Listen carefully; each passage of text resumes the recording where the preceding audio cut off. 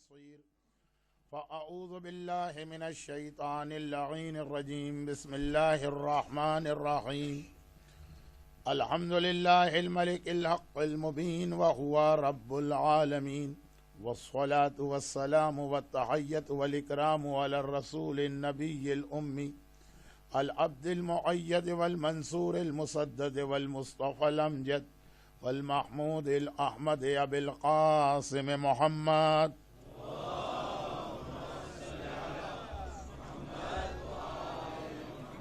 وآله وأهل بيته وعترته الطيبين الطاهرين المعصومين المظلومين المنتجبين المكرمين الميامين سيما على الإمام المنتظر والحجة الثاني عشر عجل اللهم له الفرج ولعنة الله على أعدائهم أجمعين أما بعد فقد قال الله عز وجل في كتابه المبين وفرقانه المتين وقرآنه المجيد بسم الله الرحمن الرحيم قل تعالوا أتل ما حرم عليكم ربكم ألا تشركوا به شيئا وبالوالدين إحسانا ولا تقتلوا أولادكم من إملاق نحن نرزقكم وإياكم ولا تقربوا الفواحش ما ظهر منها وما بطن ولا تقتلوا النفس التي حرم الله إلا بالحق ذلكم وصاكم به لعلكم تذكرون.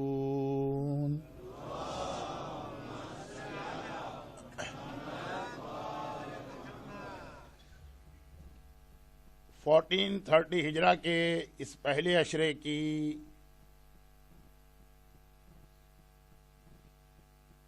یہ مجالس اگرچہ خاص سبجیکٹ پہ ہو رہی ہیں لیکن میں تھوڑا سا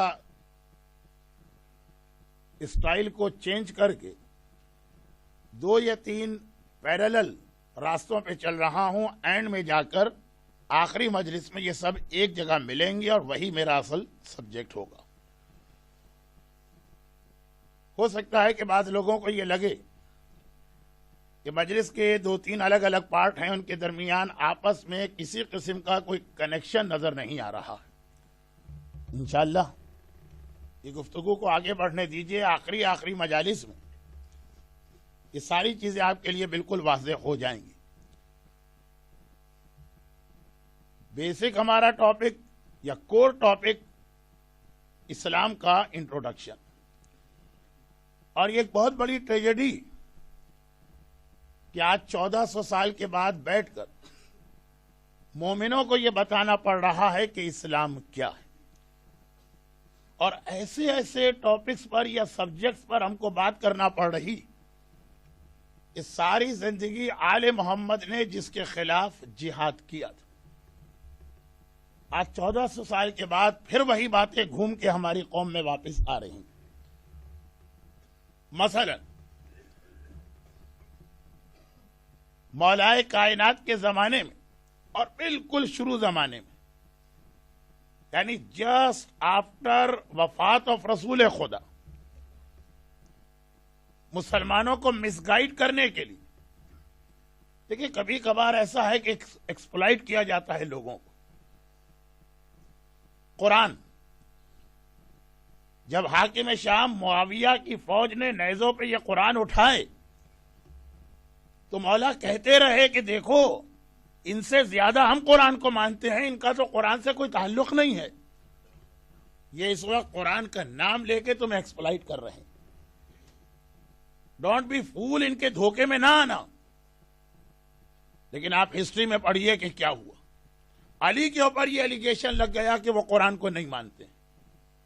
علی آغوش رسالت میں آتے ہی 13 رجب کے 3 دن کے بعد اس دنیا میں ابھی قرآن نازل نہیں ہوا اور علی قرآن سنا رہے ہیں. علی نہ ہوتے تو آج دنیا میں قرآن نہ ہوتا، اور علی کے اوپر یہ تہمت لگ گئی کہ علی قرآن کو نہیں مان رہے ہیں. لیکن یہ واقعہ تو تقریباً 30 سال بعد کا ہے. بالکل اسٹارٹنگ میں ہی ایک یہ نعرہ لگ گیا کہ حسبنا کتاب اللہ، مسلمانوں کی گائیڈنس کے لیے قرآن کافی. بلکہ میں ذرا سا اپنے اسٹیٹمنٹ کو چینج کر دوں.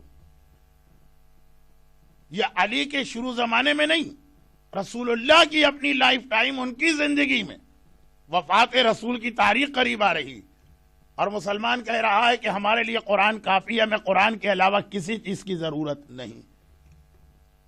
دیکھنے میں یہ بات کتنی اچھی لگ رہی ہے، لیکن اس بات کا مطلب یہ ہے کہ اسلام مائنس اہل البیت۔ اللہ کے رسول حدیث ثقلین کے ذریعے جو میسج بار بار دے چکے کہ خالی قرآن تمہیں گائیڈ نہیں کر سکتا، قرآن کے ساتھ اہل البیت ہونا ضروری۔ ابھی رسول اللہ زندہ ہیں اور ان کے سامنے یہ بات کہہ دی گئی، اور اہل بیت نے ساری زندگی اس کے اگینسٹ جہاد کیا کہ قرآن تمہارے لیے انف نہیں۔ ہماری شریعت، ہماری فقہ، ہمارا دین، جو دو اس کے پلر ہیں جس کی وجہ سے مرجع فتویٰ دیتا ہے، یہ قرآن اور ایک حدیث۔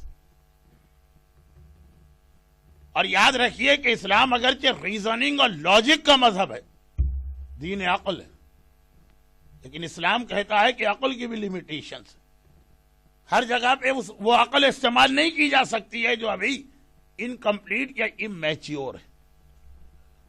کمپیوٹر کو بھی اگر آپ پراپر فیڈنگ نہ کریں تو وہ غلط ریزلٹ نکالے گا۔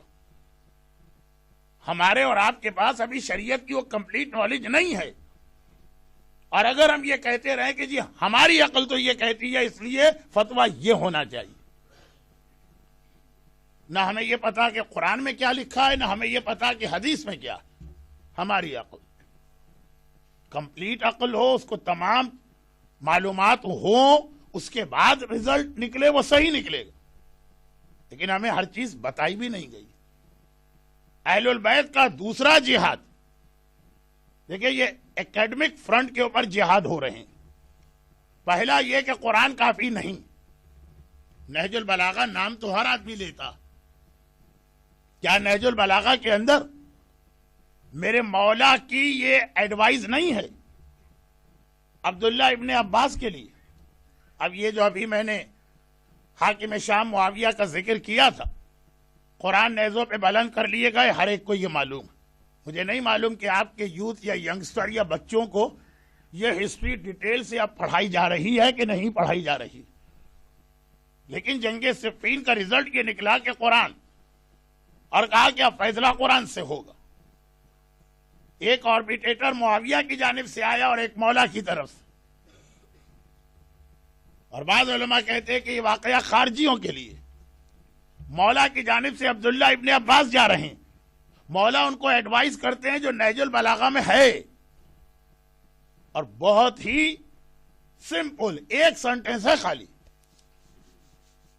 نہج البلاغہ کا نام ہر آدمی سنتا ہے، نہج البلاغہ سے امپریس ہر آدمی ہے، نہج البلاغہ کو اسٹڈی کرنے کا لوگوں کے پاس ٹائم نہیں۔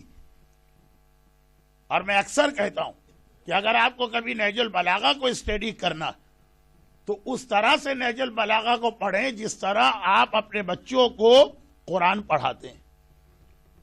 دیکھیں قرآن پڑھانے کا ہمارا اسٹائل تو ایک یہ کہ ہم لوگ بچوں کو پہلے 38 پارہ پڑھاتے ہیں، اس کے بعد فرسٹ پارہ پڑھاتے ہیں، کہ چھوٹے چھوٹے سورے ہیں، چھوٹی چھوٹی آیتیں ہیں، بچے کے لیے پڑھنا اور میمورائز کرنا آسان ہے۔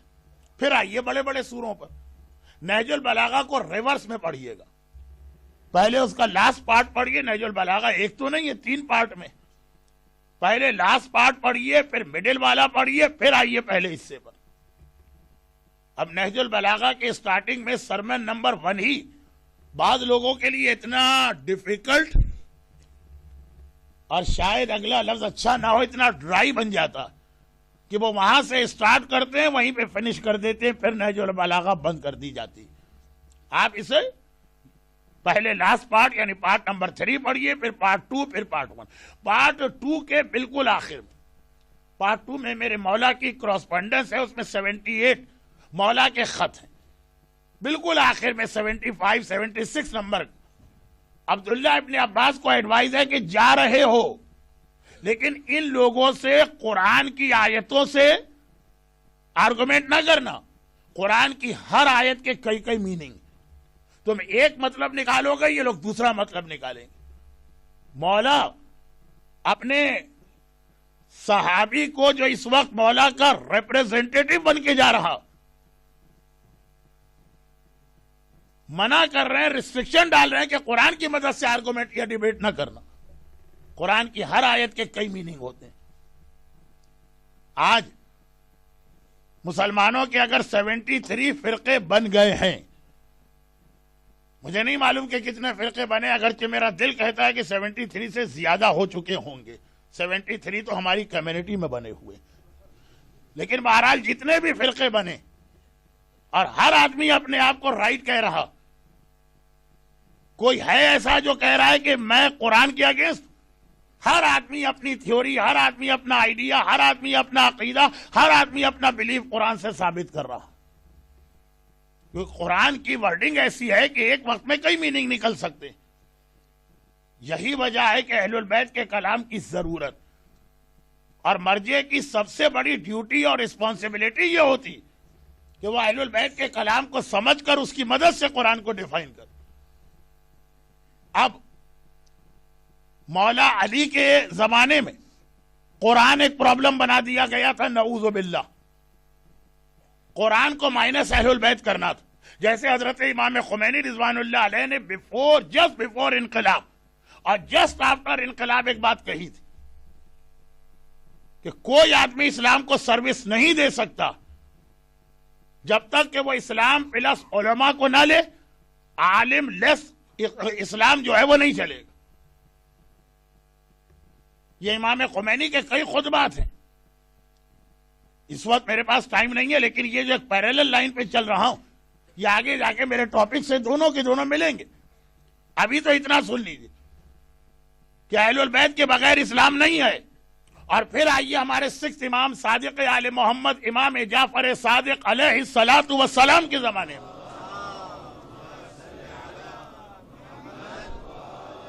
چھٹے امام کے زمانے میں کیا پرابلم ہوا؟ مولا علی کا پرابلم، چھٹے امام کا پرابلم۔ علی کی وجہ سے ہم شیعہ کہلاتے ہیں، چھٹے امام کی وجہ سے ہم جعفری کہلاتے ہیں۔ چھٹے امام کے زمانے کا پرابلم یہ، بڑے بڑے علماء نکل کے آ گئے اور انہیں اس زمانے کی جو رولنگ پارٹی تھی اس کی بیکنگ حاصل تھی۔ کوئی بھی ایسا عالم، کوئی بھی ایسا ریسرچ اسکالر جسے رولنگ پارٹی کی بیکنگ حاصل ہو جائے بہت پاورفل ہو جاتا، اور اس کے لیے قوم کو مس گائیڈ کرنا بہت آسان ہو جاتا۔ اب اس زمانے کے چھٹے امام کے سامنے کچھ علماء لائے گئے جن کا یہ کہنا ہے کہ ہم شریعت کو سمجھیں گے پیور اپنی عقل کی وجہ سے، وہ عقل جس کے پاس نالج بھی ابھی انکمپلیٹ۔ چنانچہ ان میں سے ایک عالم جس کا نام میں نہیں لینا چاہتا، اس کو عالم کہنا بھی عالم کے لفظ کی توہین ہے، لیکن کیا کیا جائے کہ سارا عالم اسلام انہیں عالم کہتا ہے۔ وہ صاف صاف کھڑے ہو کے کہتے ہیں کہ اگر رسول اللہ کی کوئی حدیث بھی اگینسٹ میری عقل جائے گی میں اس حدیث کو چھوڑ دوں گا۔ یہ نہیں کہوں گا کہ ہو سکتا ہے میری عقل غلطی کر رہی، بڑے بڑے عقل مند لوگوں کی عقل بھی تو غلطی کر جاتی ہے۔ میں یہ نہیں کہوں گا میں غلطی کر رہا ہوں، میں غلط نہیں ہو سکتا، رسول اللہ غلط ہو سکتے، اور اس کی ایک ایگزامپل بھی وہ کوٹ کر رہے ہیں۔ ایسا نہیں کہ خالی ایک چیز سپوز کر کے کہی جائے، نہیں، ایگزامپل دے رہے ہیں۔ کہا رسول اللہ کی ایک حدیث اتھینٹک ہے، خود کہہ رہے ہیں میں نہیں مانتا، اتھینٹک ہے حدیث لیکن میں نہیں مانتا۔ کیوں؟ کہا اس لیے کہ میری عقل اسے قبول نہیں کرتی، میری عقل قبول نہ کرے، نہ رسول کی کوئی اہمیت ہے نہ قرآن کی کوئی اہمیت۔ اب وہ حدیث کیا ہے؟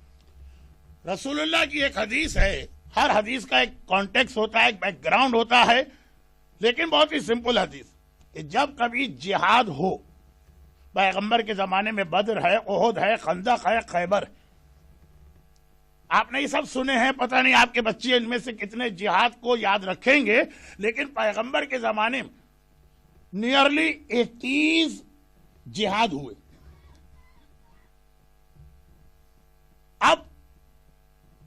جہاد کے بعد مال غنیمت کا ڈسٹریبیوشن، یہ ایک مسئلہ، اس میں پیغمبر نے یہ ارشاد فرمایا، حدیث اتھینٹک ہے، شیعہ سنی تمام علماء مانتے ہیں، شیعہ سنی تمام علماء اس پر فتویٰ دیتے ہیں سوائے اسے ایک آدمی کے، اور وہ پیغمبر نے یہ فرمایا کہ میدان جنگ جو پیدل آئے گا غنیمت، مال غنیمت میں اس کا حصہ ہوگا ایک سنگل، اور جو اپنے گھوڑے کو خود لے کے آئے گا، اپنے ساتھ اپنی سواری بھی لے کے آئے گا، اسے مال غنیمت میں ڈبل حصہ ملے گا۔ پیغمبر کی حدیث ہے، معتبر حدیث ہے، پیغمبر نے اس حدیث پر عمل بھی کیا۔ فرسٹ مال غنیمت رسول اللہ نے اپنے زمانے میں اپنے ہاتھ سے تقسیم کیا۔ کہا میں نہیں مانتا، وہ آدمی کہہ رہا ہے کہ یہ حدیث رسول کی ہے لیکن میں اس کے اوپر عمل نہیں کروں گا، کیوں؟ کہا یہ میری عقل کے خلاف۔ اس حدیث میں پیغمبر نے ایک مسلمان مجاہد کو ایک گھوڑے کے ایکول کر دیا۔ پیغمبر نے کیا کہا کہ اگر 1000 پاؤنڈ ہر ایک کا حصہ تو ایک آدمی کو 1000 ملا، اور جو گھوڑے پر آیا اس سے 2000 ملا، یعنی اگر 2 مسلمان جہاد کرتے ان کو 2000 ملتے، یہاں ایک مسلمان پلس گھوڑا اس کو 2000 مل رہے۔ دیٹ مینس گھوڑے کو مسلمان مجاہد کے قریب کیا گیا۔ کہا کہ یہ انسلٹ ہے ایک مسلمان مجاہد کی کہ اس کی اور گھوڑے کے سٹیٹس کو برابر کر دیا جائے، اور اگر ایسی حدیث رسول اللہ بھی کہیں گے تو میں نہیں مانتا، میری عقل۔ اب چھٹے امام کا زمانہ یہ ملا، اور میں دیکھ رہا ہوں کہ آپ میں سے بھی بہت سے لوگ کہہ رہے ہیں کہ وہ کہہ تو صحیح رہا، بات تو اس کی سچی، میں دیکھ رہا ہوں آپ کے چہروں سے لگ رہا ہے کہ آپ بھی سوچ رہے ہوں گے آپ بات تو صحیح کہہ رہے ہو۔ آپ کے پاس تو پھر بھی ایک راستہ ہے کہ آپ یہ کہہ سکتے ہیں کہ حدیث کمزور ہوگی، اس کے پاس یہ راستہ نہیں، کیونکہ اس کا زمانہ رسول اللہ کے زمانے کے اتنا قریب کہ اس کے اپنی فیملی کے کئی لوگوں نے یہ حدیث رسول سے سنی۔ لیکن آپ دیکھیے بات تو اس کی پوائنٹ اس کا ایک طرح سے ویلڈ نظر آ رہا ہے نا، کہ 2 مسلمانوں کو 2000 ملے اور ایک مسلمان اور اس کے گھوڑے کو 2000 ملے، گھوڑا مسلمان کے برابر ہے۔ کہ یہ میری عقل کے خلاف، یہ ہیومینٹی کے خلاف، میں نہیں مانتا۔ اور ساری زندگی چھٹے امام نے خاص طور پر یہ عالم اور اس جیسے اور بہت سارے تھے ان کے خلاف جہاد کیا۔ اہل البیت کے یہ 2 بہت بڑے جہاد ہیں ایکیڈمک فرنٹ کے اوپر۔ قرآن از ناٹ انف جب تک کہ اس کے ساتھ امام کے کلام کو نہیں ملا ہوگا، اور نمبر 2 یہ کہ قرآن اور حدیث کے اوپر اپنی عقل کو تم سپیریئر نہیں سمجھ سکتے ہو۔ عقل ابھی تمہاری انکمپلیٹ ہے، نالج ابھی تمہاری انکمپلیٹ ہے۔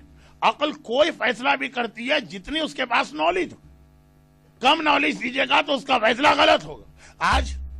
آج کتنے ہی لوگ اپنی کمیونٹی میں یہی بات ریپیٹ کر رہے ہیں۔ کیا کہہ رہے ہیں؟ مثلا فار ایگزامپل ایک بات کہتا ہوں، نان مسلم نجس نہیں ہونا چاہیے، ہماری عقل قبول نہیں کرتی ہے، ہیومینٹی کی توہین ہم کو لگتی ہے۔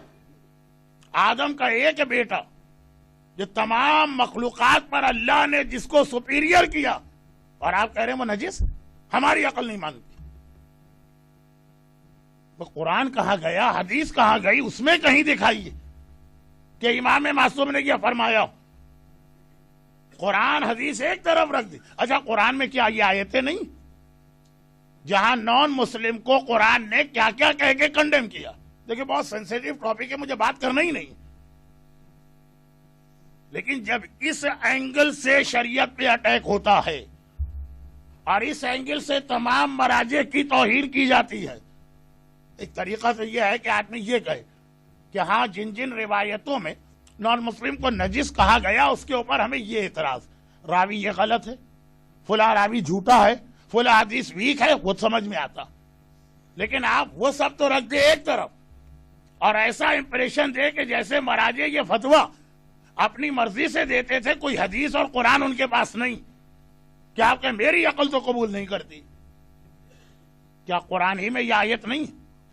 آج چھٹی مجلس ہے اور تھوڑا سا میں لیٹ پہنچا، لیکن اس سے پہلے 5-6 دن جو میں یہاں آیا تو 2 مرتبہ تو میرے سامنے سورہ والتین والزیتون وطور سینین وہذا البلد الامین کے سورے کی تلاوت ہوئی مجلس کے سٹارٹنگ، لقد خلقنا الانسان فی احسن تقویم ثم رددناہ اسفل سافلین، اس کے فوراً بعد ہے انسان کو بہترین بنایا، اور قرآن کہتا ہے وہ بدترین بن گیا، اسفل سافلین۔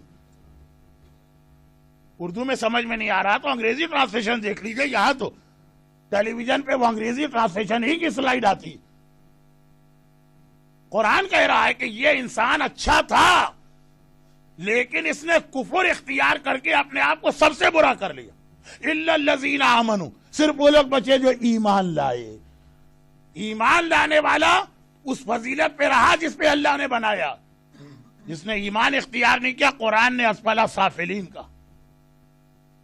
اور دیکھی ہم کالانعام بل اضلوہم سبیلا، کہا کہ یہ لوگ جو اسلام نہیں لاتے جانوروں کی طرح ہیں، بلکہ جانور سے بھی بدتر ہے۔ یہ بھی تو قرآن کہہ رہا ہے۔ ہر بنی آدم اللہ نے اسے عزت والا بنایا، اس نے خود اپنی عزت کو ختم کر دیا۔ جو جملہ کل میں نے ساس بہو اور پیرنٹس اور اولاد کے حوالے سے کہا کہ بعض جگہ پر ہمارے بڑوں سے غلطی ہوتی، اور وہ یہ ہے کہ وہ اپنی زبان پہ کنٹرول نہیں کرتے ہیں، اپنے ہاتھوں سے اپنی عزت کو تباہ کر دیتے ہیں۔ بعض مردوں کی، لیکن مردوں سے زیادہ عورتوں کی زبان بڑی زہریلی ہوتی ہے۔ جب زبان چلتی ہے تیر نکلتا ہے اور سامنے والے کے سینے میں پیوست ہوتا۔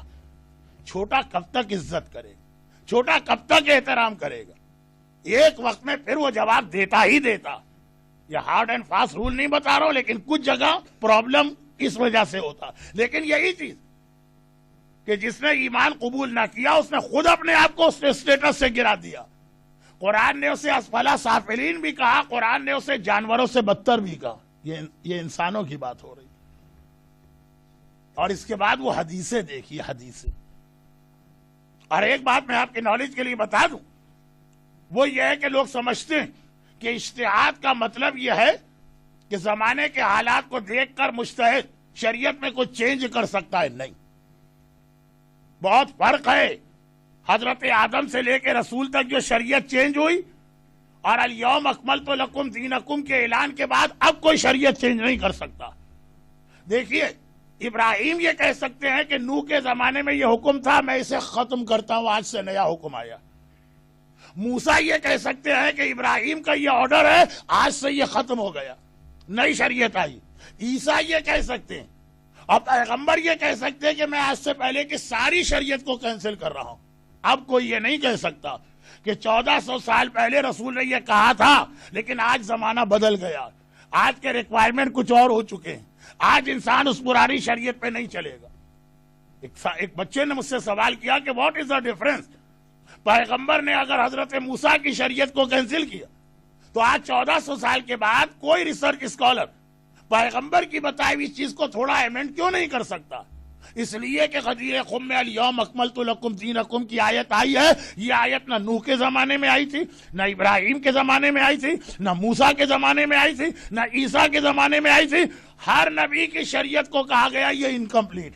جب کمپلیٹ چیز آ گئی اب اس کے بعد تبدیلی کا اختیار کسی کو نہیں ہے۔ حلال محمد حلال الی یوم القیامہ و حرامہ حرام الی یوم القیامہ۔ اور اسی بات پر حسین نے کربلا کا جہاد کیا۔ یزید شریعت ہی کو تو چینج کرنے جا رہا ہے، تو اب کسی کو یہ اختیار نہیں۔ یہ نہیں کہا کہ یزید کو یہ اختیار نہیں ہے لیکن فل عالم کو اختیار نہیں۔ امام معصوم بھی شریعت میں کوئی چینج نہیں لا سکتا ہے۔ تو اب یہ کہا جاتا ہے کہ جی دیکھیے پہلے سارے مراجع کافر کو نجس کہتے تھے نا، پاک کہنے لگے اہل کتاب کو، دیٹ مینس اگلے سٹیج میں ہندو کو بھی پاک کہیں گے۔ میں نے 3 دن پہلے ایک بات کہی تھی کہ میری سمجھ میں نہیں آتا، ایسٹ افریقہ کے صاحبان ایمان اتنے جلدی تقلید اور مراجع کو بھولے جا رہے ہیں۔ بھئی جب آپ ایسٹ افریقہ میں تھے تو آیت اللہ محسن الحکیم بھی تھو، اہل کتاب کو پاک سمجھتے تھے، اس کے بعد کے مراجع نے کا فتویٰ آیا کہ نجس۔ اب اگر کچھ مرجع کہتے پاک ہیں تو ایسا نہیں ہے کہ پرانے فتوے کو چینج کیا، بہت پرانا فتویٰ واپس آ چکا۔ بھئی حضرت امام خمینی رضوان اللہ علیہ کسی معمولی شخصیت کا نام نہیں، ہر اعتبار سے دیکھ لیجیے علم کے اعتبار سے دیکھی، مرجعیت کے اعتبار سے دیکھی، کردار کے اعتبار سے دیکھی، کرنٹ ایشوز کو سمجھنے کے اعتبار سے دیکھی، ان پر تو یہ اعتراض بھی نہیں ہو سکتا کہ مجتہد کیا جانے دنیا میں کیا ہو رہا۔ انہوں نے تو دنیا کو ایسا سمجھا کہ آج تک اس کی وجہ سے دشمنان اسلام اپنی شکست محسوس کر رہے ہیں کہ امام خمینی کی وجہ سے ان کا تو پکا فتویٰ تھا کہ اہل کتاب بھی نجس ہیں۔ بھائی مرحوم آغا کوئی کی تو احتیاط واجب تھی، ان سے بھی زیادہ اسٹرانگ فتویٰ تھا، تو کوئی دلیل ہوگی نا کہ امام خمینی جیسے مرجع نے ان کو نجس مانا۔ 60 سال 70 سال ایک مرجع حوضے میں بیٹھ کر اجتہاد کرتا، قرآن حدیث کو سمجھتا، اب 5 کتابیں پڑھ کے 5 سال قم میں رہ کر کوئی یہ سمجھے کہ میں امام خمینی سے بھی زیادہ نالج رکھتا ہوں۔ انہوں نے یہ فتویٰ کسی وجہ سے تو دیا ہوگا، اور خالی ان کا نام تو میں نے اس لیے لیا کہ ان کے بارے میں کوئی یہ نہیں کہہ سکتا ہے کہ گھر میں بیٹھنے والا مرجع اس کو کیا پتا دنیا میں کیا ہو رہا۔ اس کو تو اتنا پتا ہے کہ دنیا کی ساری پلاننگ اور سازشیں فیل ہو گئی امام خمینی کے اس جہاد کی وجہ سے۔ ان کے بارے میں تو آپ نہیں کہیں گے بھائی ان کو کیا پتا نجف میں بیٹھے کہ کیا پرابلم ہے، یورپ میں کیا پرابلم ہے، امریکہ میں۔ یورپ اور امریکہ میں پرابلم جو ہوں یورپ اور امریکہ کو پرابلم تھا امام خمینی کی وجہ سے۔ ان کا فتویٰ تھا، آغا کوئی کے یہاں تو پھر بھی تھوڑی سی فلیکسیبلٹی تھی۔ تو اب جس کی ہم تقلید کر رہے ہیں، مثلا آغا سیستانی کہتے ہیں کرسچن پاک ہے تو ٹھیک ہے، لیکن اس کا مطلب یہ نہیں ہے کہ ہم کہیں کہ جو نجس والا فتویٰ تھا وہ نان سینس فتویٰ تھا۔ نعوذ باللہ، اس کا مقصد یہ کہ امام خمینی نان سینس تھے۔ جو بات کبھی دشمن نہ کہہ سکا وہ آج اپنے بچوں سے ہم کہلوانا چاہتے ہیں، اور یہی وہ بہت بڑا خطرہ ہے جس پر اب قرآن پہنچا ہے۔ نہیں، جہاں پہ اب میری مجالس اپنے مین ٹاپک میں پہنچی، یہی وہ بہت بڑا خطرہ ہے کہ بعض اوقات اس انداز سے دشمن اٹیک کرتا ہے کہ ہم سمجھ بھی نہیں پاتے وہ کیا کہہ رہا ہے۔ آج اگر ہمارا بچہ کہہ دے کہ ہمیں یہ والا فتویٰ لاجیکل لگ رہا، بلکہ ایک اسٹیپ کے بعد آیت اللہ ناصر مکارم شیرازی تمام کافروں کو پاک سمجھتے ہیں، اگرچہ اب ذرا سا انہوں نے بھی کہا کہ اس میں احتیاط ضروری ہے لیکن چلیں چھوڑیں، تو اب اس کا مطلب یہ نہیں کہ ہم کہیں کہ جو نجس کہنے والے وہ سب غلط ہیں، وہ عقل کے خلاف ہے، وہ انسانیت کی توہین ہے۔ کیا امام خمینی نے انسانیت کی توہین کی ہے؟ کیا آغا بوجردی نے انسانیت کی توہین کی ہے؟ یہ فتویٰ کسی ممبر پہ آنے والے مجھ جیسے اسٹوڈنٹ کا نہیں ہے، مراجع کا فتویٰ، اور یہ چیز آپ سمجھ جائیں گے، لیکن آپ کا بچہ کیا سمجھے گا اگر اسے خالی یہ کہا جائے کہ دیکھو عقل کیا کہتی ہے، ہیومینٹی کیا کہتی ہے۔ دیٹ مینز وہ تمام مراجع جو اس کے خلاف فتویٰ دے رہے وہ عقل کو بھی نہیں مانتے، وہ ہیومینٹی کو بھی نہیں مانتے۔ بہت انڈائریکٹ وے میں دشمن کبھی حملہ کرتا ہے، اور یہی قرآن کہہ رہا خبردار۔ اب تیسری بات، 5+4+1، پہلی آیت میں 5 چیزیں بتائی گئی، آج ہم تیسری چیز پہ جا رہے ہیں۔ اور یہ جو جتنے پرابلمز میں روزانہ کی مجلس میں شروع کے 10 منٹ میں آپ کے سامنے پیش کرتا ہوں، یہ قرآن کریم کی اس آیت میں لاسٹ جو چیز آئی ہے 10th، وہ یہی۔ میں نے کہا نا میرا پہلا ٹاپک اور دوسرا ٹاپک دونوں جا کے ایک جگہ کلک کریں گے۔ یہ آیتیں جو چل رہی ہے اس کی 10th چیز وہی ہے جو میں روزانہ تھوڑا تھوڑا کر کے ڈفرینٹ اینگل سے آپ کے سامنے بات کہہ رہا ہوں، تاکہ ایسا نہ ہو کہ آپ کو پتا بھی نہ چلے کہ جو جملہ آپ کہہ رہے ہیں اس کا ریزلٹ کیا نکلنے والا۔ اب میں ایک بہت اسمال چھوٹی سی انٹرسٹنگ سٹوری سناتا ہوں جو میرے مرحوم استاد کی۔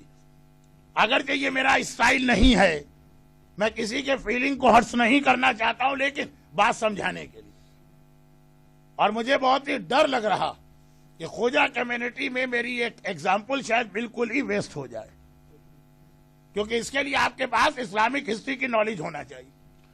میرے مرحوم استاد جو اوریٹری میں میرے پہلے استاد تھے، مولانا ظفر حسن صاحب ان کا نام تھا، ادیب اعظم ان کا ٹائٹل تھا۔ کراچی میں پہلا حوضہ انہوں نے بنایا تھا، اس حوضے کے اسٹوڈنٹس میں بھی ہوں۔ 55 ایئرز تک انہوں نے محرم کا پہلا عشرہ ایک ہی جگہ پہ پڑھا۔ آپ 1 سال کے بعد کسی عالم کو برداشت نہیں کر سکتے، چینج آنی چاہیے۔ آپ 2 سال سے زیادہ ریسیڈنس عالم کو برداشت نہیں کر سکتے، چینج آ جانی چاہیے. وہ جو آپ حضرات کے ہاں ایک ہے کہ چینج چاہیے، اس میں وہ بھی اچھی چیز ہے، بس شرط یہ ہے کہ چینج بیوی کی حد تک نہ ہو. تو چینج بہت اچھی چیز ہے، آدمی جو ہے بور ہو جاتا ہے ایک ہی بات سنتے سنتے، لیکن 55 سال 55 ایئرز ایک جگہ رہے، پہلا اجرا پڑا. ہمارے یہاں ریسیڈنس عالم بھی ایسے ہی ہوتے ہیں، 20 سال 25 سال 30 سال ایک مسجد کے اندر سروس دیتے. لیکن یہ بہت زیادہ ٹچی قسم کے ٹاپک ہیں، ان کو چھوڑ دیجیے. وہ یہ بتاتے ہیں کہ جب میں پری پارٹیشن پٹیالہ کے اندر مجلس پڑھتے تھے، پٹیالہ ایک اسٹیٹ تھی، اور بہت لمبی بات ہو جائے گی، ٹائم ہاتھ سے پھسل رہا. تو پاکستان کا ایک علاقہ ہے پنجاب کی ایک خاصیت ہے کہ وہاں ایک اوریٹر سے لوگوں کا دل نہیں بھرتا ہے، ہر مجلس میں ایٹ لیسٹ 2 ہونے چاہیے. کھوجے لوگ تو تڑ سے گریں گے اور پٹ سے بے ہوش ہو جائیں گے کہ 2 بھی بہت کم ہیں، 70 80 90 اوریٹر چاہیے ہوتے ہیں. 3 دن 72 آورز وداؤٹ اینی بریک، دن اور رات مجلس چلتی رہتی. اب آپ سوال نہ کریں کہ میرا آدمی زندہ کیسے، اور یہ کیسے، اور وہ کیسے، اور دیوار وہاں کتنی ہوتی ہے، اور کمر دکھنے لگتی ہے، بہت لمبی بات ہو جائے گی. تو وہ کہہ رہے ہیں مجھ سے پہلے ایک اور صاحب مجلس پڑھتے تھے، پھر میں، اور مجمع جو تھا ویسے ہی پری پارٹیشن سارے مسلمان صف اعضاء پہ آ کے بیٹھ جاتے تھے. میں کہنا کیا چاہ رہا ہوں کہ کبھی ایسی بات کہی جاتی ہے کہ ہم کو بھی نہیں پتا ہوتا اس کا ریزلٹ نکل کیا رہا، ہمیں اچھی لگتی ہے، ہم وہ بات ریپیٹ کر دیتے. فرما رہے ہیں مجھ سے پہلے جو عالم مجلس پڑھ رہے تھے، ایک دن انہوں نے مجلس پڑھ دی اور اس میں پیغمبر کے بعض کمپینین کا تذکرہ کیا. بہت احتیاط سے مجھے بات کرنا کہ وہ لوگ کسی جنگ میں اور غزوے میں انہوں نے حصہ نہیں لیا، نہ بدر میں، نہ احد میں، نہ خندق میں، نہ خیبر، بلکہ حصہ لینا تو چھوڑیں، اکثر جگہ پہ میدان سے بھاگیں. اب یہ ساری بات انہوں نے کھل کھل کے پڑھ دی. ہنگامہ ہو گیا. آفٹر مجلس جو عام مسلمان تھے اور جن کی میجورٹی تھی اس علاقے میں، پورا ڈیلیگیشن بنا کے بانی مجلس کے پاس گئے اور کہا کہ دیکھیے ہم تو اب تک اتنا یونٹی کی وجہ سے آپ کے ساتھ چل رہے ہیں، اور آپ ہمیں بلا کر ہمارے بڑوں کو گالیاں دیتے اور برا کہتے. یہ نہیں ہونا چاہیے.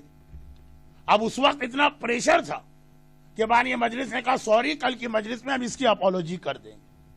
یہ کہہ کے ان کو بھیج دیا. لیکن اب اس کے بعد سوچ رہے کیا اپولوجی کی جائے. پڑھنے والے نے تو بالکل ٹھیک پڑھا، کیا اپولوجی کی جائے، کیا کہا جائے. یہ تو نہیں کہہ سکتے غلط پڑھا. اب کیا کریں؟ ان سے کمٹمنٹ ہے کل اور جو لوگ آج نہیں آئے تھے وہ بھی کل آئیں گے. میرے استاد کہتے مولانا ظفر حسن صاحب کہ میں نے ان سے کہا کہ آپ فکر نہ کریں، میں ٹیکل کر لوں گا. کیا ٹیکل کریں گے آپ؟ کیا ہسٹری کو آپ کہیں گے جھوٹی ہے یا ہسٹری چینج کریں گے؟ یہ کیا کریں گے؟ یہ آج کل کا زمانہ تو ہے نہیں جس ریسرچ اسکالر کر دی چلتا ہے، قرآن کو چینج کر دے، حدیث کو چینج کر دے، شریعت کو چینج کر دے. میرے مغز میں یہ آ رہا. تو وہ زمانہ ہے کہ جب قرآن حدیث کی ایک رسپیکٹ تھی، لیکن انہوں نے کہا میرے استاد نے آپ فکر نہ کریں، میں اس کو ٹیکل کروں گا. نیکسٹ ڈے انہوں نے مجلس پڑھی اور انہی بزرگوں کے نام لیے. اب یہ کہ میں نے کہا نا کہ مجھ کو یہ ایگزامپل خوجا کمیونٹی میں سمجھانے میں پرابلم پیش آتا. انہی کے نام لی جن کے بارے میں کل کہا گیا وہ میدان سے بھاگے اور جہاد نہیں کیا، آج ان کے نام لی اور کہا یہ تو بہت اچھے لوگ تھے، بہت نیک لوگ تھے، بہت شریف لوگ تھے. اتنے شریف تھے کہ دوست کبھی دشمن کے خلاف بھی تلوار نہیں نکالی. اور سارا مجمع واہ واہ واہ واہ واہ واہ، کیا شیعہ عالم نے ہمارے بزرگوں کی تعریف کی ہے کہ اتنے نیک و شریف لوگ ہیں کہ دشمن کے خلاف بھی کبھی تلوار نہیں نکالی. سارا مجمع قصیدہ پڑھتا ہوا گھر گیا. پھر سوچا کہ فرق کیا، اس نے بھی وہی کہا جو کل والے نے کہا تھا. تو دیکھیے ایسا ہوتا ہے کبھی ہمیں بھی پتہ نہیں چل پا کہ ہم کیا کہہ گئے ہیں. ایک بہت ہی مشہور واقعہ، لیکن میں وہ پڑھ نہیں رہا ہوں، ٹائم کہاں ہے میرے پاس. آج نعمت خان علی کا ایک واقعہ ہے، وہ 9 ربیع الاول کو پڑھا جاتا کہ جب یہ بات کہی گئی تھی کہ سب لوگ آئے اور علی کے زمانے کے ایک ایک شیعہ کا نام لے کے اس کے باپ کے نام پہ لعنت کریں، تو نعمت خان علی نے ایک ایسے شیعہ کا نام لے دیا کہ مجمع نے تو کہا کہ اس کے باپ پہ لعنت ہو، گھر جا کے سوچا تو پتا چلا باپ تو اس کا کچھ اور ہی نکلا. بس میں اس سے زیادہ ممبر سے پڑھنا نہیں چاہتا ہوں. کبھی ایسا ہوتا ہے کہ اس وقت ہم کو پتا بھی نہیں چلتا، بعد میں اندازہ ہوتا ہے کہ کتنا بڑا زہر. اگر ہم نے اس وقت کسی ایسے فتوے پہ اعتراض کر دیا کہ جو آج کے کسی مرجع کا فتویٰ ہے، ہم نے کہا ٹھیک ہے یہ فتویٰ صحیح ہے، تو اس کا مطلب یہ کہ امام خمینی غلط، آقا بروجردی غلط، آقا ابوالحسن اصفہانی غلط، شہید اول غلط، علامہ علی غلط. کہاں تک جا رہا ہے؟ جب یہ سب غلط تو شیعت میں بچا کیا؟ اسی لیے ہمارا طریقہ یہ ہوتا ہے، یعنی شیعت کا، ہم کہتے ہیں ہر عالم کا اپنا ایک فتویٰ، اس کی اپنی ریسرچ ہے، نہ ہم ان کو صحیح کہیں گے نہ ہم ان کو غلط کہیں گے. ہم پر واجب ہے جس کی نالج زیادہ اس کو فالو کرو، مگر دوسرے پہ ہم کرٹیسائز نہیں کر سکتے. لیکن آپ تو سمجھ رہے ہیں، لیکن ینگسٹر کیا سمجھے؟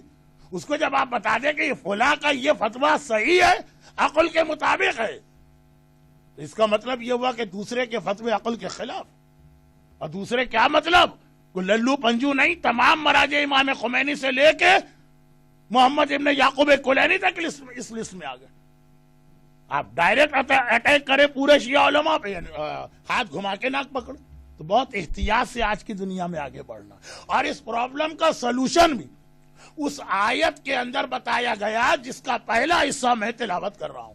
اس کا آخر میں قرآن نے وائنڈ اپ کیا انٹروڈکشن آف اسلام، 10th بات جو آپ پڑھ کے آ چکے ہوں گے، آیت 154. انشاءاللہ میں آخری مجلسوں میں پڑھوں گا. ابھی آئیے تیسری بات، وہ یہی چیز کہ بہت سی باتیں آپ کے لیے نارمل، آپ سنتے ہیں اور آپ کے ذہن میں وہ ریئیکشن نہیں ہوتا، لیکن اپنے ذہن سے نہ سوچیے، اپنے بچے کے ذہن سے سوچیے جس کی اتنی نالج نہیں ہے، جس نے اتنی مجلسیں نہیں سنی ہیں، اسے اپنے علماء کا کنٹریبیوشن نہیں معلوم ہے.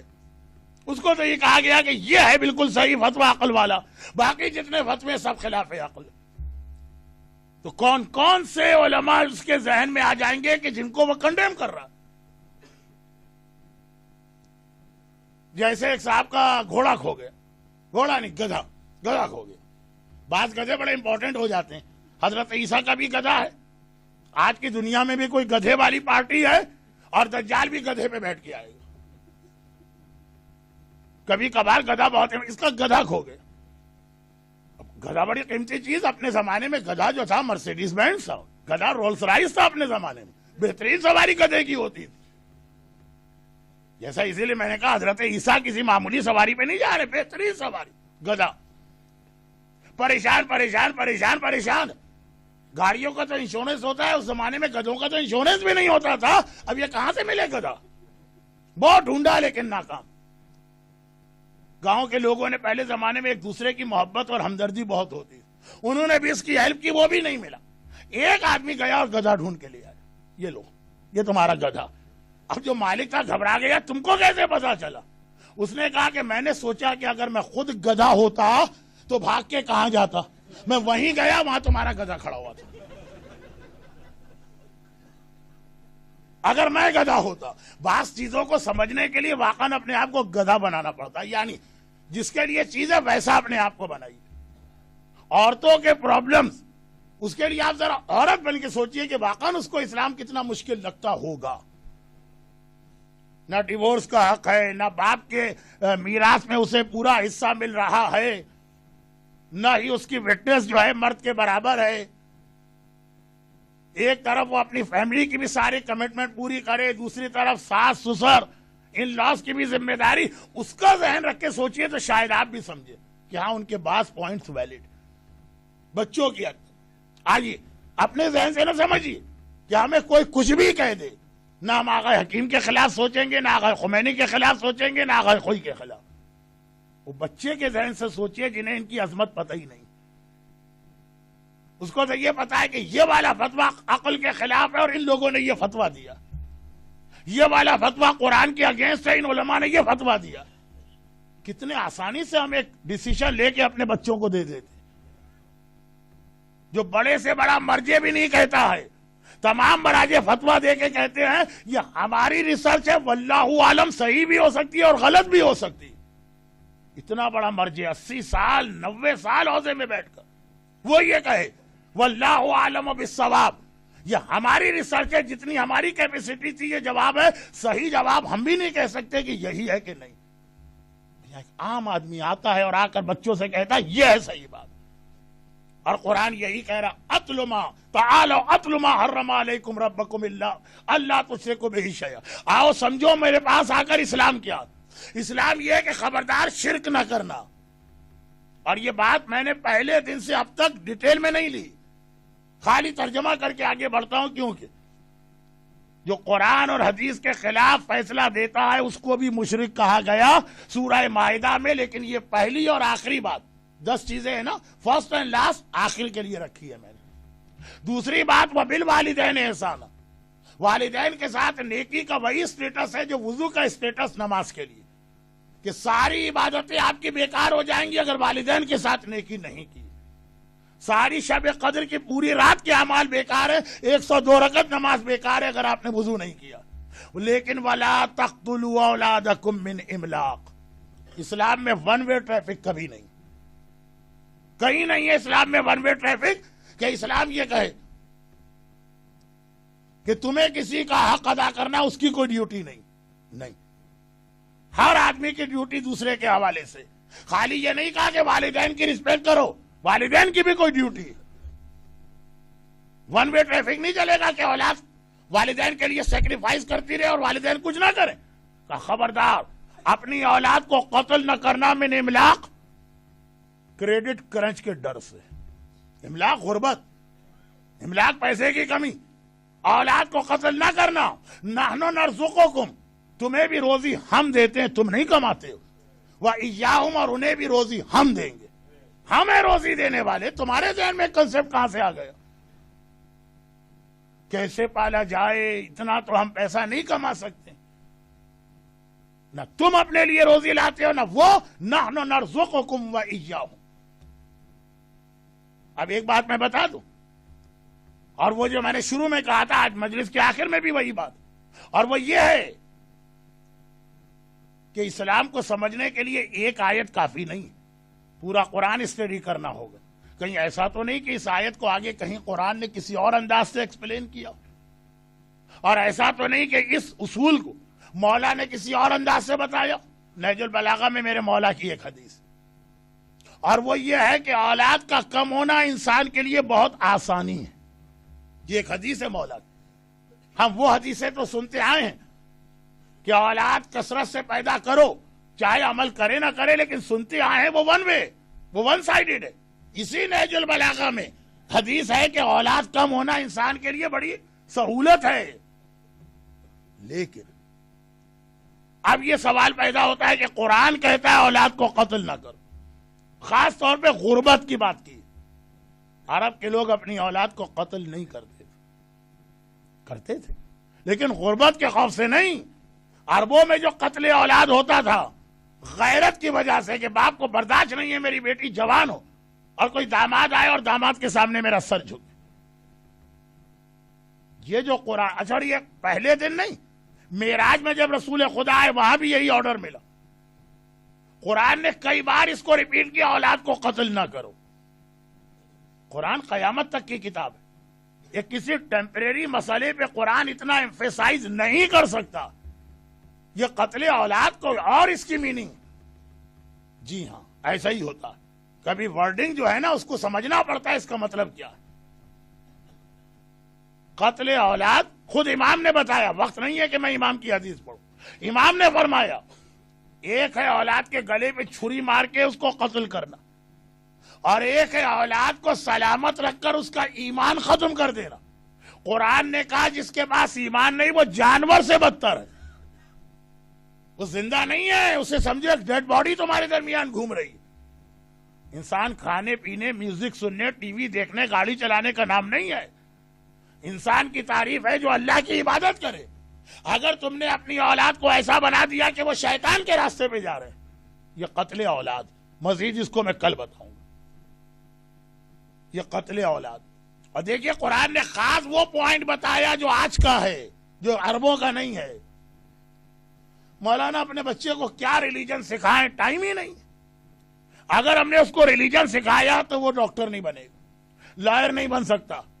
کتنے 3A چاہیے کہ 4A چاہیے, اے لیول میں مجھے کچھ نہیں معلوم, لیکن آج یہی تو پرابلم ہے نا کہ اگر ہم نے اپنے بچے کو دین سکھانے کے لیے ٹائم اس کا لیا تو ایگزام میں اس کے نمبر کم ہو جائیں گے, ڈاکٹر نہیں بنے گا, انجینئر نہیں بنے گا, لائر نہیں بنے گا, اکاؤنٹنٹ نہیں بنے گا, آپٹیشین نہیں بنے گا, فارمیسسٹ یا کیمسٹ نہیں بنے گا. یہی تو ہے جاب آپ لوگوں کے بچوں کے. کہا یہ پڑھانا ضروری ہے, دین کیا ہے کبھی سیکھ لے. اچھا اگر نہیں بنے ڈاکٹر تو کیا پرابلم ہے, اگر نہ بنے لائر تو کیا پرابلم. کہا کہ پھر آج کے زمانے میں اچھا مکان, اچھی گاڑی, اچھی بیوی, اچھی زندگی وہ ہو نہیں سکتی جب تک کہ آدمی یا بزنس اچھا نہ ہو یا پروفیشن اچھا نہ ہو. دیکھیے گھوم کے وہ بات آ گئی نا, غربت کی وجہ سے اولاد کا قتل گلے پہ چھری پھیرنے کا نام نہیں ہے. غربت کے ڈر سے اولاد کو دین نہ سکھانا, یہ ہے قتل اولاد. اور یہ وہ پرابلم ہے کہ اس زمانے میں کم تھا, جیسے جیسے دنیا ترقی کر رہی ہے یہ پرابلم بڑھتا جا رہا. آج سے 50 سال پہلے اتنا ٹائم ہوتا تھا کہ آپ اپنے بچے کو ڈاکٹر بھی بنا سکتے ہیں اور ریلیجس بھی بنا سکتے ہیں. اب ٹائم اب کم ہوتا جا رہا. ایک لے دے کہ ہمارے پاس سنڈے اسکول بچا. وہ سنڈے اسکول بھی کون اس کی امپورٹنس کو سمجھتا ہوگا. بھائی ایک سنڈے اسکول یا سیٹرڈے اسکول لوگ سمجھتے ہیں, کیونکہ بہرحال میں نے ساری دنیا دیکھی اور مسلسل دیکھتا رہتا ہوں. آپ حضرات ویسٹ میں رہتے ہیں لیکن خالی برمنگم میں نا, تو میں نے تو ٹورنٹو بھی دیکھا, نیو یارک بھی دیکھا, شکاگو بھی دیکھا, ٹوکیو بھی دیکھا, پیرس بھی دیکھا اور آسٹریلیا بھی دیکھا. ایک سنڈے اسکول, وہ بھی اتنے غلط طریقے سے رن ہوتے ہیں, پروفیشنلی وے میں نہیں ہوتے. یعنی بچے کو صاف پتا چل جاتا کہ دنیا کی ایجوکیشن اور دین کی ایجوکیشن میں بہت فرق ہے. یہ غریبوں کا کام ہے, یہ پرانے بیکورڈ قسم کے لوگوں کا کام ہے اتنا. اور اکثر جگہ پر, میں برمنگم کی بات نہیں جانتا, صرف 10 دن کے لیے آتا ہوں, وہ بھی 3 سال بعد. تو کیا 3 سال میں مجھے پتا چلے, لیکن اکثر جگہ بچوں کے سنڈے اسکول اس کو بیبی سٹنگ کا انسٹیٹیوشن بنا دیا گیا. والدین کو شاپنگ کرنے جانا, والدین کو رشتہ دار سے ملنے جانا, والدین کو کسی آؤٹنگ پہ جانا, 2 گھنٹے 3 گھنٹے کے لیے بچے سے نجات مل جائے, اسکول میں لا کے داخل کرا دیا. دیکھیں یہی سنڈے اسکول, یہی آپ کے سینٹرز, یہی امام باڑے ہیں جو ویسٹ کے اندر آپ کے بچوں کا ریلیجن تھوڑا سا بچا سکیں. اور کیا چیز ہے یہاں پہ. پاکستان میں آپ جائیے, مسجدیں, امام باڑے, ہر جگہ گیدرنگ, کہیں بھی بچہ چلا جائے کچھ نہ کچھ دین اس کے کان میں پڑ جاتا. صرف یہ سینٹر, آپ کا سینٹر سے آپ باہر نکلیں, آپ کراچی میں آئیے کسی دن عاشور کے دن, آپ کو ایسا لگے گا جیسے عاشورے کا واقعہ ابھی ابھی ہوا. پورا ملک جو ہے اسٹینڈ اسٹل, واقعا لگتا ہے غم کی کیفیت. یہاں پہ آپ عاشور یا شام غریبہ کے مجلس پڑھ کے مین روڈ پہ جائیں گے, پتہ ہی نہیں چلے گا کہ آج عاشورہ ہے کہ شام غریبہ. جو کچھ آپ کے بچے کو پتا چلتا ہے اس امام باڑے سے, جو آپ کے بچے کو پتا چلتا ہے اس سنڈے اسکول سے, اس کی اہمیت کو بھی سمجھیے. برادر محترم محمد بھاورانی صاحب کچھ کہہ رہے تھے لیکن انگلش میں کہہ رہے تھے. اگر انگلش مجھے آتی ہوتی تو آج میں یہاں کو تھوڑی بیٹھا ہوتا, میں کسی بہت ہی اچھی جگہ پہ بزنس کلاس میں ٹریول کر کے بہت ہی شاندار طریقے سے مجلس سے پڑھ رہا ہوتا. لیکن تھوڑا بہت مجھے اندازہ ہوا کوئی کمیونٹی کا ایسا ہی پروجیکٹ ہے جس کا کوئی تعلق آپ حضرات سے نہیں بلکہ آپ کی آنے والی جنریشن سے.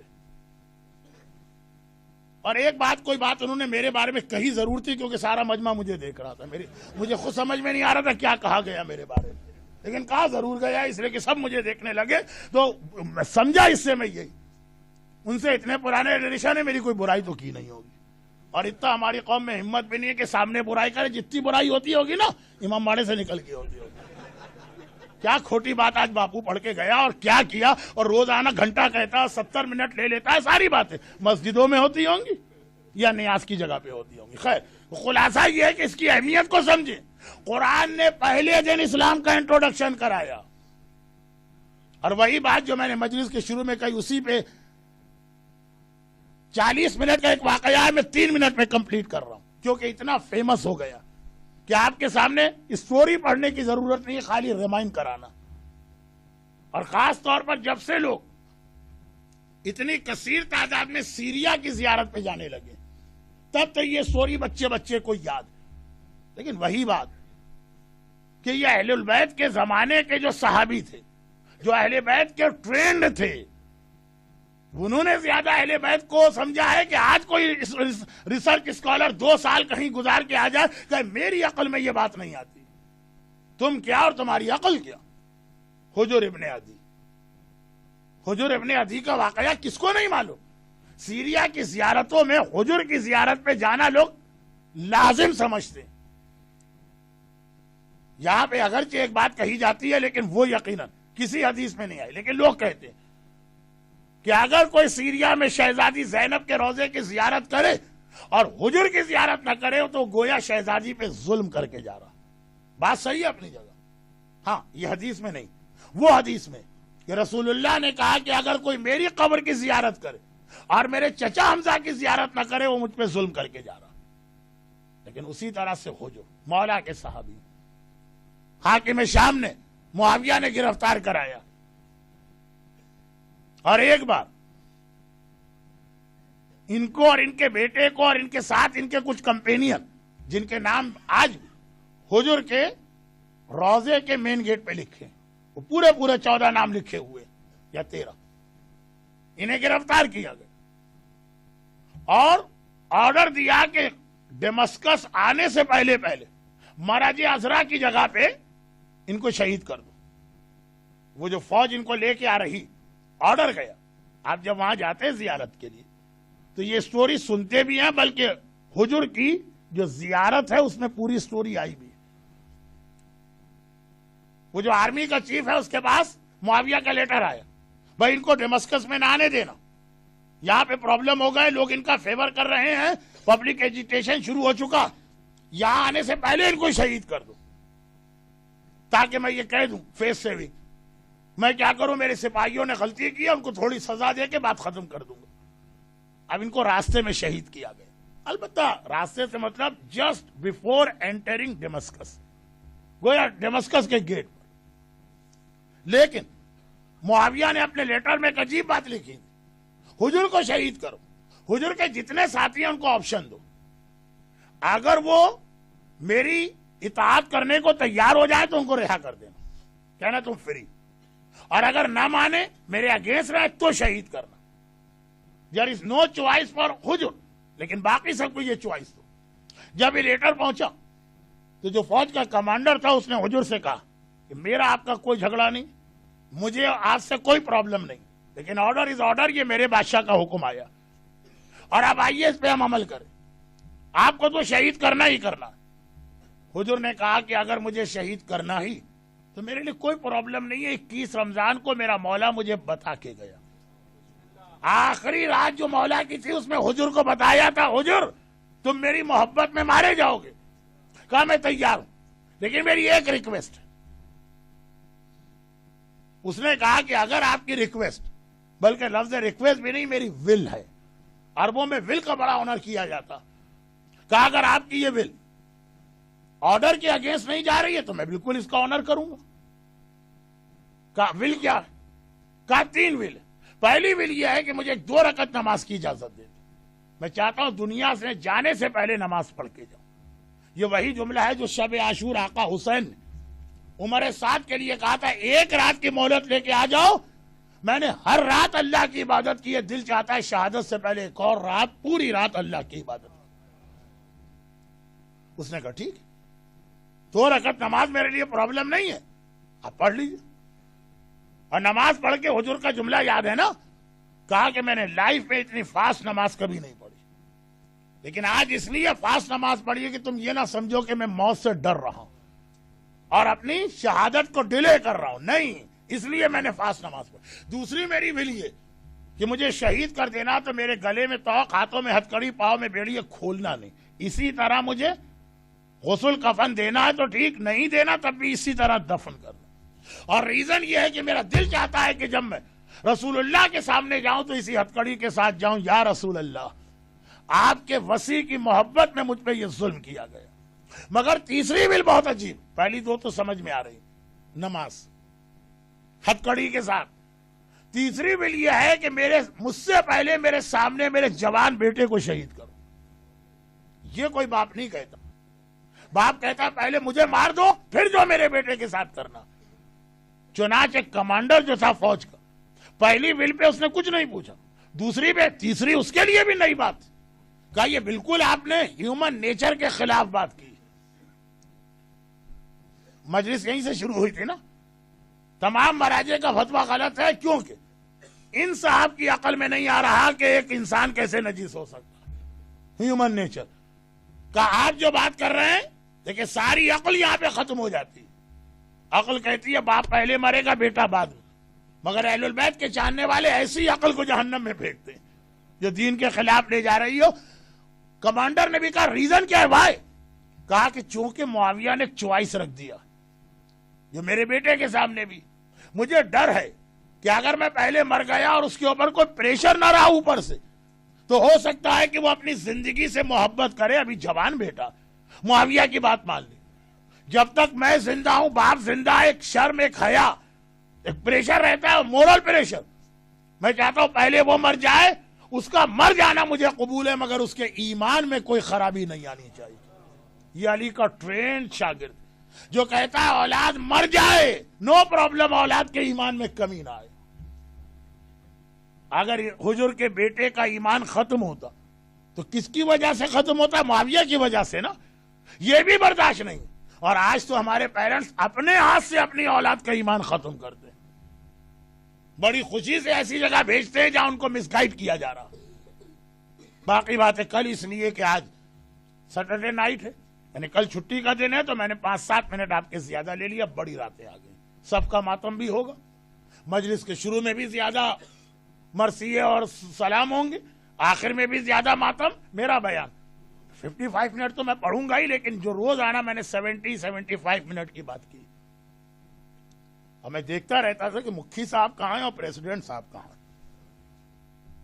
50 کے اوپر مجلس ہو جائے نا تو بلڈ پریشر ہائی ہونے لگتا ہے جماعت والوں کا. لیکن الحمدللہ اسی لیے میں ساری دنیا چھوڑ کے برمنگم کی انویٹیشن قبول کر لیتا ہوں کہ اس قسم کا کوئی پریشر نہ مجمع نے ڈالا نہ کمیٹی نے. باہر پارکنگ میں لوگ جو باتیں کرتے ہیں وہ تو کوئی بات نہیں ہے. یہاں تو میرا کنٹرول ہے نا. کسی نے کوئی ایسی بات نہیں کہ میں آپ کا بہت شکر گزار. بس آخری 3-4 راتیں رہ گئی. یعنی دوسرے الفاظ میں ہم اپنے پاکستان کے ٹرم میں کہیں کہ مولا آپ کے مہمان بنے تھے, بس اب یہ مولا رخصت ہونے والے ہیں. آپ نے بڑی زحمت اٹھائی مولا کے لیے. دعائے فاطمہ زہرا کے آپ حقدار بھی بن رہے ہیں. آپ یہاں آرام سے بیٹھے ہیں. ایک مظلومہ بی بی کسی جگہ کھڑے ہو کر بال کھول کے آپ کے حق میں ماتم کر رہی ہے. لیکن حجر ابن عدی کو مولا نے جو ٹرین کیا کہ اس نے کہا میں بیٹے کا لاشا اٹھا لوں گا لیکن اپنے بیٹے کے ایمان میں کمی نہیں برداشت کر سکتا. تو یہ کیسی ٹریننگ دی جو پہلے اپنے خاندان کے لیے مولا نے طریقہ رکھا. ہمارے خاندان کا چھوٹے سے چھوٹا بچہ شہید ہونے کے لیے تیار ہے, لیکن معاویہ یا اس کے بیٹے کی بیعت نہیں کرے گا. ایک عجیب منظر ہم نے کربلا میں دیکھا, اور آج سے 2-3 راتیں ایسی آ رہی جس میں ہمارا فل سیلوٹ اور پورا سلام ہو کربلا کی بیویوں پر. یہ 2-3 راتیں کچھ ایسی ماؤں کی راتیں کہ دنیا کی ہر ماں کہتی ہے خداوندہ میرا بیٹا سلامت رہے, اور کربلا کی ماں کہتی ہے خداوندہ میرا بیٹا کل مارا جائے اور سب سے پہلے شہیدوں میں میرے بیٹے کا نام شامل ہو. چاہے وہ 18 سال کی اکبر کی ماں لیلا ہو, اور چاہے وہ 13 سال کے قاسم کی ماں فروا ہو, اور چاہے وہ 9 سال کی اونو محمد کی ماں زینب کبریٰ ہو. اب ایک چیز میں تھوڑا سا ہیومن نیچر کے حساب سے کہتا ہوں, زینب نے کبھی اونو محمد سے وہ محبت ظاہر نہیں کی اور وہ پیار نہیں کیا. زینب کی محبت علی اکبر کے لیے تھی. اکبر حسین کا بیٹا تھا, لیکن زینب نے ہمیشہ اکبر کو اپنے اونو محمد پہ ترجیح دی. اتنی محبت حسین، یعنی زینب کو اتنی محبت حسین کی اپنے بھائی کی اولاد سے. تو جیسا میں نے مجلس کے آخر میں کہا، اسلام میں ون وے ٹریفک ہے ہی نہیں. آپ اندازہ کر سکتے ہوں گے جب زینب حسین کی اولاد سے اتنی محبت کرتی تو حسین کو بھی تو زینب کی اولاد سے اتنی ہی محبت ہوگی. اب میں نے تاریخ میں نہیں پڑھا، لیکن جو حسین اور زینب کا ریلیشن ہے اس کے اعتبار سے بات کروں، شاید حسین کو اکبر کا لاشا اٹھانے میں وہ دکھ نہ ہوا ہو جو اپنی زینب کے اون و محمد کے لاشے اٹھانے میں ہوئے ہوں. زینب جس نے ہمیشہ یہ دعا مانگی کہ خدا بندہ میرا اکبر سلامت رہے، اون و محمد کے لیے کبھی یہ نہ کہا.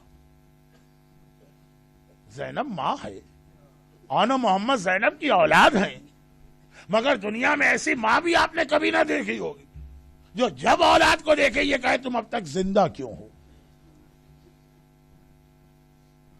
شب عاشور کیا میں نے تمہیں نہیں بتایا تھا؟ شب عاشور کی ایک روایت آتی، آقا حسین نے خالی مردوں کا امتحان نہیں لیا، عورتوں کا بھی امتحان لیا. مردوں کا امتحان لیا چراغ گل کر کے، اور عورتوں کا امتحان لیا کہ آدھی رات کے بعد آقا ہر بیوی کے خیمے کو دیکھتے ہوئے چلے کہ خیمے میں کیا ہو رہا. لیلا کے خیمے میں دیکھا کہ وہ کینڈل لائٹ میں شمع کی روشنی میں اکبر کا چہرہ دیکھتی جاتی ہے، کہتی جاتی ہے لال آخری مرتبہ ماں تیری زیارت کر لے، کل تو میرا لال خون اور مٹی کے اندر آلودہ ہونے والا. فروا کے خیمے کے قریب سے گئے تو دیکھا کہ فروا قاسم سے باتیں کر رہی، لیکن جب زینب کے خیمے کے قریب آئے تو دیکھا کہ ایک مرتبہ شہزادی نے اپنے دونوں بیٹوں کو سامنے بٹھایا، ادھر اون بیٹھا ہے ادھر محمد بیٹھا، اور پہلے تو یہ بتا رہی ہے کہ بیٹا اون کیا تمہیں معلوم ہے تم کون ہو؟ تم جعفر طیار کے پوتے ہو. بیٹا محمد تمہیں معلوم ہے تم کون ہو؟ تم حیدر کرار کے نواسے ہو. لیکن دیکھو کل ایسا نہ ہو کہ تم اپنی زبان سے کہو تم کون ہو، ایسا جہاد کرنا کہ لشکر یزید پکار اٹھے، ارے جعفر طیار کے پوتے میدان میں آ گئے، ارے حیدر کرار کے نواسے میدان میں آ گئے. نہیں بیٹا، ایسا جہاد کرنا کہ لشکر یزید کہہ اٹھے خود جعفر طیار آ گئے ہیں، خیبر کے میدان میں خود حیدر کرار آ گئے ہیں. اور دیکھو بیٹا خبردار ایک بات کا خیال کرنا، عجیب ماں شب عاشور، عجیب ماں اولاد کو سمجھا رہی ہے بیٹا ایک بات کا خیال کرنا، مجھے پتا ہے کہ تم بہت کم سن ہو لیکن ایسے بزرگوں کی اولاد ہو کہ لشکر یزید تمہارے آگے سے بھاگے گا. جب فرات کے کنارے پہنچ جاؤ، جب جنگ کرتے کرتے فرات پہ قبضہ کر لو، تم بہت پیاسے ہو، ایسا نہ ہو پانی دیکھ کر جلدی سے اپنی پیاس بجھا لو. خبردار جب تک میرے حسین کا اصغر پیاسا ہے بیٹا اون تمہیں پانی نہیں پینا، بیٹا محمد تمہیں پانی نہیں پینا. اللہ اللہ کس انداز سے اپنے بچوں کو شب عاشور تیار کرے، اور اگلا دن آ گیا، عاشور کا دن آیا. تاریخوں میں لکھا ہے ایک کے بعد دوسرا لاشا آ رہا، ایک کے بعد دوسرا لاشا آ رہا، یہاں تک کہ اکبر کا لاشا بھی پہلے آ گیا. جب کبھی اون و محمد خیمے میں آتے ہیں ماں گھبرا کے کہتی ہے بیٹا تم اب تک زندہ ہو، بیٹا محمد تم اب تک زندہ ہو، کب سے ماں انتظار کر رہی ہے تمہارے لاشوں کے آنے کا. آج مجلس کے بعد انہی بچوں کے لاشیں آنے والے. زینب کو انتظار ہے، ارے یہ ننھے ننھے تابوت کب آتے ہیں. لیکن صبح سے تو زینب نے اتنا ہی کہا. جب اکبر کا لاشا خیمے میں آ گیا اور اب اون و محمد خیمے میں آئے اور ماں کو سلام کیا، ایک مرتبہ جلال کے عالم میں زینب نے چہرہ پھیر لی. بیٹوں کے سلام کا جواب جو شرم دینا واجب ہے، لیکن بات کچھ نہ کی. بہت چھوٹے ہیں مگر حیدر کرار کے نواسے ہیں نا، سمجھ گئے، ننھے ننھے ہاتھوں کو جوڑ دیا. کہا اماں ایسا لگ رہا ہے تو ہم سے ناراض ہے، نہ بات کرنے کو تیار، نہ اپنا چہرہ ہماری جانب کرنے کو تیار. زینب نے روتے ہوئے کہا اون و محمد بھلا تیری ماں کیسے ناراض نہ ہو، میرے حسین کے اکبر کا لاشا آ گیا، میرا اون و محمد زندہ رہا. ارے ہائے لیلا اپنے جوان کے لاشے پہ صفِ عزا بچھا کے بیٹھی اور زینب اس کو پرسا دے رہی ہے، اپنے بیٹوں کا لاشا اب تک نہ دیکھا۔ شہزادوں کے ننھے ننھے ہاتھ جوڑے، کہا کہ اماں کسی سے پوچھ لے، صبح سے لے کے اب تک ہر بار ماموں کے پاس جاتے ہیں، ماموں ہمیں مقتل میں جانے دیں، ماموں ہمیں مرنے دیں، ماموں ہمیں جہاد کرنے دیں، لیکن ماموں اجازت ہی نہیں دیتے۔ اماں ایک بار ماموں سے اجازت دلوا دے، پھر دیکھ تیرے بیٹے کیسا جہاد کرتے۔ زینب نے کہا چلو میرے ساتھ، میں اپنے حسین سے بات کرتی ہوں۔ میں نے جیسا مجلس کے شروع میں کہا، اگر زینب کو اکبر سے اتنی محبت ہے تو حسین کو زینب کے بیٹوں سے کتنی محبت ہوگی۔ ادھر زینب خیمے میں داخل ہوئی، حسین نے کہا زینب میں سمجھ گیا کیوں آ رہی ہو، زینب مجھ سے یہ نہ کہنا کہ میں اون و محمد کو میدان میں جانے دوں۔ اور زینب کہتی ہے بھیا اتنا بتا دے، آج تک بہن نے تجھ سے کبھی کچھ مانگا ہے؟ آج پہلی مرتبہ حیدر کرار کی بیٹی تیرے دروازے پہ سوالی بن کے آئی، پہلی مرتبہ حیدر کرار کی بیٹی تیرے دروازے میں کچھ مانگنے آئی ہے۔ بھیا میرے آن کو مرنے کی اجازت دے دے، میرے محمد کو مرنے کی اجازت دے دے۔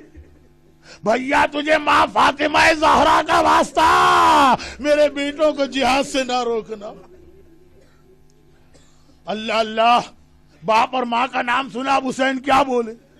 کہا کہ بیٹا آن، بیٹا محمد آؤ مقتل میں چلنے کی تیاری کرو۔ زینب نے روک دیا، کہا بھیا ایک کام تجھے اور کرنا ہے۔ یہ کہے کہ ایک مرتبہ زینب نے چادر سے ایک امامہ نکالا اور کہا یہ ان کے دادا جعفر طیار کا امامہ ہے، یہ اپنے ہاتھ سے اون کو پہنا دے۔ اور جب اون کو امامہ پہنا دیا، زینب نے چادر سے دوسرا امامہ نکالا، کہا بھیا یہ ان کے نانا اور میرے بابا حیدر کرار کا امامہ ہے، اپنے ہاتھ سے محمد کو یہ امامہ پہنا دے۔ چھوٹے ہیں تو کیا ہوا، بچے ہیں تو کیا ہوا، بڑی شان سے مقتل میں جائیں گے، جعفر طیار کی تصویر بن کر، حیدر کرار کی شبیہ بن کر، اور ہم دونوں بیٹوں کا جہاد شروع ہوا۔ عزاداروں عباس کا جہاد تو چھوڑو، اکبر کا جہاد تو چھوڑو، حسین کا جہاد تو چھوڑو، لشکر یزید 9 سال کے بچے کا مقابلہ نہ کر سکا، سارا لشکر ادھر ادھر بھاگنے لگا۔ عمر سعد نے دیکھا بچوں کا رخ فرات کی جانب ہے، اور دونوں ایک ہی جملہ کہہ رہے ایک دوسرے سے، آن محمد سے کہہ رہا، محمد آن سے کہہ رہا، بھیا اگر اماں کو راضی کرنا ہے نا تو اصغر کے لیے فرات کا پانی لے کے چلتے ہیں، تب اماں راضی ہوگی۔ ایک بار عمر سعد چیخا، اے میری فوج والوں غضب ہو جائے گا اگر یہ بچے فرات تک پہنچ گئے، اب انہیں الگ کرو۔ اب ایسا حملہ ہوا، آن کو محمد سے الگ کیا، محمد کو آن سے الگ کیا، اور ایک بار 9 سال کے بچے کو 30,000 کے لشکر نے گھیرے میں لیا۔ تیر چلے، تلواریں چلی، نیزے چلے، برچھیاں چلے، ارے ایک بار زینب کا لال آن گھوڑے سے گرا، ایک بار زینب کا لال محمد گھوڑے سے گرا۔ وہ حسین یہ منظر دیکھ رہے، خدا معلوم کس دل سے آقا نے اپنے بھانجوں کو، زینب کے بیٹوں کو گھوڑے سے زمین پہ گرتے دیکھا۔ جلال کی عالم میں کہا عباس آؤ میدان چلو، ایک لاشا مجھے اٹھانا ہے، ایک لاشا تمہیں اٹھانا ہے۔ شیر کی طرح سے میرا عباس لشکر یزید پہ جھپٹا، فوج بھاگی، ایک لاشا حسین نے اٹھایا، ایک لاشا عباس نے اٹھایا، یہ لاشیں خیمے کی طرف آئے، اور ادھر جیسے ہی شہزادے گھوڑے سے گرے تھے، لشکر یزید میں خوشی کے شادیانے بجنے لگے، ارے باجے بجنے لگے، سیدانیاں سمجھ گئی آن مارا گیا، محمد مارا گیا۔ بیویوں نے صفِ عزا بچھائی، ماتم شروع کیا، ہائے آن، ہائے محمد۔ زینب ایک عجیب جملہ کہتی، میر انیس نے اپنے مرثیے میں زینب کا جملہ لکھا، باجے والوں کی صدا زیر قنات آتی ہے، کیسے لاشیں میرے بچوں کی بارات آتی ہے، بیویوں مجھے مبارکباد دو، ہائے میری کمائی میرے بھائی کے کام آئی۔ اور جب دونوں لاشیں آئے، دونوں لاشیں زینب کے سامنے رکھے، بڑا بھائی دنیا سے جا چکا تھا، چھوٹا بھائی آخری سانسیں لے رہا تھا۔ حسین نے کہا زینب تم نے انہیں اپنے گلے سے نہ لگایا، صبح عاشور سے یہ بچے ماں کے گلے کو ترس رہے. ایک بار تو گلے سے لگا لو. ہائے زینب ماں ہے, ایک بار جھکی, محمد کو گلے سے لگایا. محمد نے آنکھیں کھولی. اماں اب تو ہم سے راضی ہو گئی ہے نا, اماں اب تو ہم سے خوش ہو گئی ہے. یہ کہا اور محمد بھی دنیا سے گیا. عزادارو آئیے کھڑے ہو کر ان بچوں کا ماتم کریں جن کا ماتم ان کی ماں نے بھی نہ کیا. ہائے آن, ہائے محمد.